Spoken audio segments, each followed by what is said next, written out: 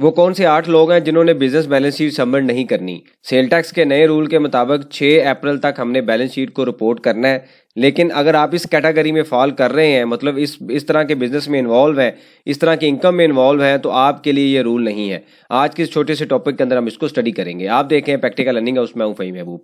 वापस आते हैं टॉपिक के ऊपर। तो सेल टैक्स का एक ऐसा रो आया था जिसके ऊपर हम काफ़ी लेक्चर देख चुके हैं। मैंने टाइम टू टाइम आपको अपडेट किया है। बैलेंस शीट के वाले से 2 लेक्चर हम देख चुके थे।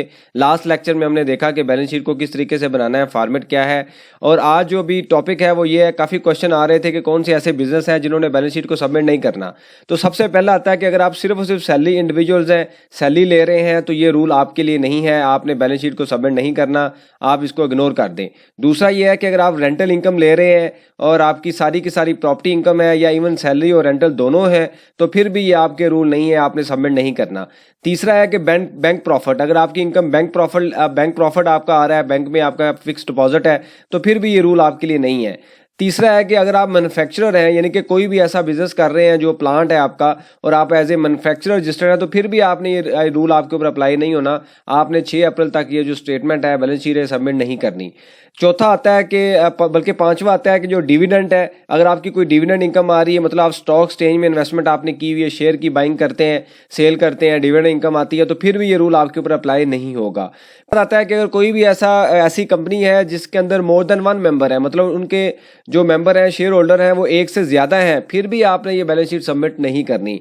फिर एंड पे आता है कि अगर आप सेल टैक्स में रजिस्टर्ड ही नहीं है, मतलब कोई भी ऐसा बिजनेस जिसमें आप बिजनेस परफॉर्म कर रहे हैं, कॉटेज इंडस्ट्री में है, या आप टियर 2 के रिटेलर हैं, और आपका जो आप सेल टैक्स में रजिस्टर्ड नहीं है, या आपकी जो प्रोडक्ट है वो एग्जम्प्ट है, आप सेल कर रहे हैं, तो आप सेल टैक्स में रजिस्टर्ड ही नहीं है, फिर भी आपने बैलेंस शीट को सबमिट नहीं करना।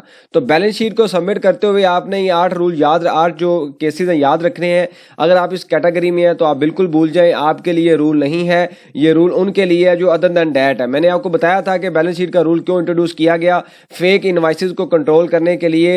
एफबीआर जो बिजनेस कर रहे हैं, जो टैक्स पेयर हैं, उनका डाटा चेक करना चाहते हैं कि उनकी क्या इतनी वर्थ है कि वो इतनी इनवाइसेस कर सकें।